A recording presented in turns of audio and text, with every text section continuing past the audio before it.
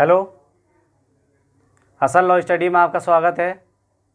आज की इस वीडियो में हम चर्चा करने जा रहे हैं लेबर लॉ सेकंड में मजदूरी भुगतान अधिनियम 1936 के अंतर्गत निरीक्षक के बारे में, इंस्पेक्टर के बारे में। तो लेबर लॉ सेकंड मजदूरी भुगतान अधिनियम 1936 में निरीक्षक के बारे में, ठीक, यानी कि इंस्पेक्टर्स के बारे में। अगर आप हमारे चैनल पर नए हैं तो मेरा चैनल नीचे रेड बटन दबाकर अभी सब्सक्राइब कर लें, बिल्कुल निःशुल्क है। मेरी इस वीडियो को लाइक करें, शेयर करें और कमेंट भी किया करें। तो आज की इस वीडियो में जो किन किन पॉइंटों पे हम चर्चा करेंगे, पहले उन बिंदुओं को, कंटेंट्स को मैं बता दूं। पहला है निरीक्षकों की श्रेणियां, निरीक्षकों की श्रेणियों पर बात करेंगे। दूसरा है निरीक्षकों की नियुक्ति, निरीक्षकों की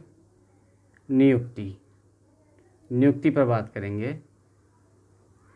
तीसरा है निरीक्षकों की संख्या पर बात करेंगे, निरीक्षकों की संख्या कितनी होती है उस पर चर्चा करेंगे। चौथा है निरीक्षकों के अधिकार व कर्तव्य के बारे में, निरीक्षकों के अधिकार व कर्तव्य पर चर्चा करेंगे। पांचवा पॉइंट है प्रक्रिया विधि पर, उसकी प्रक्रिया विधि क्या होगी उस पर चर्चा करेंगे, प्रक्रिया विधि पर, ठीक। नंबर 6 निरीक्षक को लोक सेवक का स्तर, नंबर 6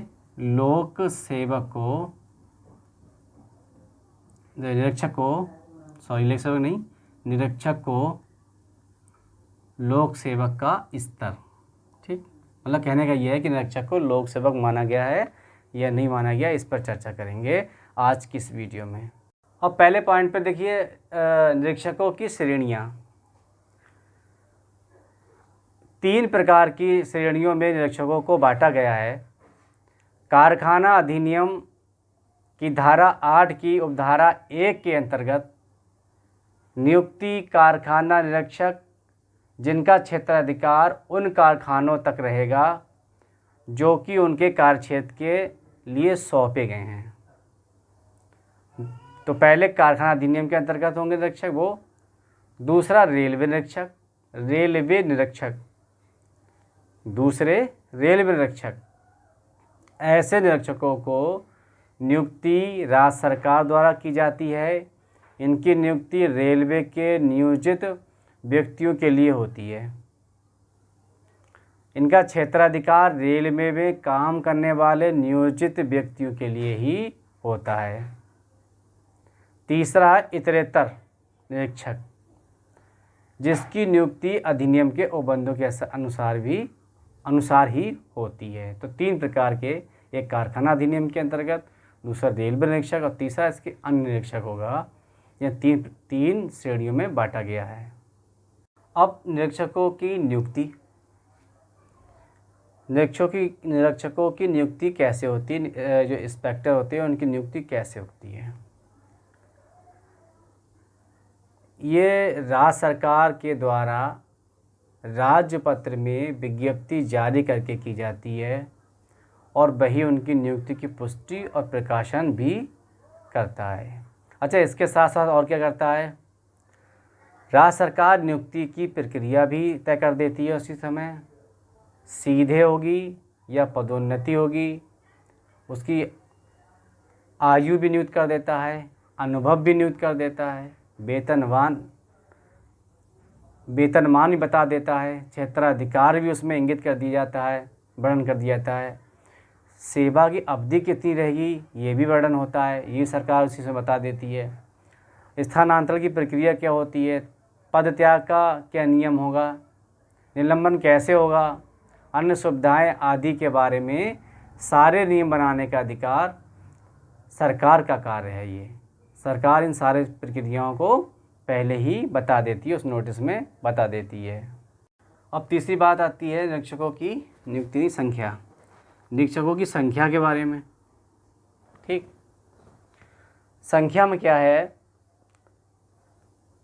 कि अधिनियम में ऐसा कहीं भी उल्लेख नहीं है कितनी संख्या होगी, कितने निरीक्षक, कितने इंस्पेक्टर उद्योग संस्थाओं की जांच करने के लिए नियुक्त किए जाएंगे, ऐसा कोई प्रावधान नहीं है। लेकिन राज्य सरकार परिस्थितियों के अनुसार, आवश्यकता के अनुसार निरीक्षकों की नियुक्ति कर सकती है। जितनी आवश्यकता होगी उतने निरीक्षकों की नियुक्ति की जा सकती है। अब निरीक्षकों के अधिकार और कर्तव्य के बारे में देखिए। निरीक्षक इस अधिनियम की धारा 14(4) में इनके अधिकार और कर्तव्य दिए गए हैं। धारा 14(4) में इनके अधिकार और कर्तव्य दिए गए हैं। निरीक्षक इस बात की जानकारी हासिल करेगा कि क्या इस अधिनियम के प्रावधानों या उसके अंतर्गत बनाए गए नियमों का समुचित रूप से पालन हो रहा है या नहीं हो रहा है, इसे देखेगा। ये उसका अधिकार और कर्तव्यों में आता है। दूसरा, पुलिस सहायता के साथ परिसर में प्रवेश कर सकता है, निरीक्षण कर सकता है, जांच करने का अधिकारी है, जांच करने का अधिकार उसके पास है। तीसरा है अधिनियम की उद्देश्य की पूर्ति हो रही है या नहीं हो रही है, ये जांच करने के लिए वह किसी भी उद्योग या संस्था में प्रवेश कर सकता है जो उसके क्षेत्राधिकार में आता है। किसी भी कारखाने, रेलवे अथवा औद्योगिक प्रतिष्ठानों में नियोजित व्यक्ति की मजदूरी भुगतान का वह सर्वेक्षण कर सकता है, लेकिन निरीक्षक अपने अधिकार का उल्लंघन नहीं करेगा। नंबर 5, लिखित आदेश के द्वारा ऐसे स्थान पर जैसा कि प्रक्रिया हो, जैसा कि विहित हो, अनुरक्षित किसी रजिस्टर, किसी अभिलेख, मतलब किसी भी रजिस्टर को किसी अभिलेख के प्रस्तुत करने की अपेक्षा कर सकेगा, मंगा सकेगा। अगर वहाँ पर कोई रजिस्टर है, कोई अभिलेख लिखा है तो उस अभिलेख को, उस रजिस्टर को मंगवा सकता है, मांग सकता है, या मौके पर ऐसे व्यक्ति से बयान भी ले सकता है जिसका वह अधिनियम के अनुसार उसे लगता है इसकी आवश्यकता है। ऐसे रजिस्टर, ऐसे दस्तावेजों को या उसके भाग को सीज कर सकता है, जब्त कर सकता है, उसकी फ़ोटोकॉपी ले सकता है, किसी भाग की फ़ोटोकॉपी ले सकता है। वह हर एक शक्ति का प्रयोग कर सकता है जो इस अधिनियम में उसके लिए दी गई हैं। उस शक्ति का प्रयोग वो कर सकता है जो उसे शक्ति प्राप्त है इस अधिनियम के अंतर्गत। अच्छा, प्रक्रिया विधि क्या रहेगी इसकी? धारा 14(4) की ए के अनुसार प्रक्रिया विधि धारा 14(4) के अनुसार जहाँ तक संभव होगा दंड प्रक्रिया संहिता 1973 के प्रावधान के उपधारा के अधीन किसी भी तलाशी या जब्ती पर उसी प्रकार लागू होंगे जैसा कि वह CRPC में है, यानी कि CRPC के प्रावधान उस पर लागू होंगे। अब है निरीक्षक को लोक सेवा का स्तर। ये जो निरीक्षक है, जो उद्योग रेलवे का निरीक्षक है, इसे धारा 14(5) के अनुसार इस अधिनियम की धारा 14(5) के अनुसार प्रत्येक निरीक्षक को भारतीय दंड संहिता के अंतर्गत लोक सेवक की जो परिभाषा दे रखी है उसके अंतर्गत लोक सेवक समझा जाएगा। तो आज की इस वीडियो में मैंने चर्चा की मजदूरी भुगतान अधिनियम 1936 के अंतर्गत निरीक्षक के बारे में, इंस्पेक्टर के बारे में, मतलब उसके अधिकार कर्तव्य क्या क्या हैं इसके बारे में। अब मिलते हैं अगली वीडियो में, तब तक के लिए बाय। जुड़े रहिए हसन लॉ स्टडी के साथ।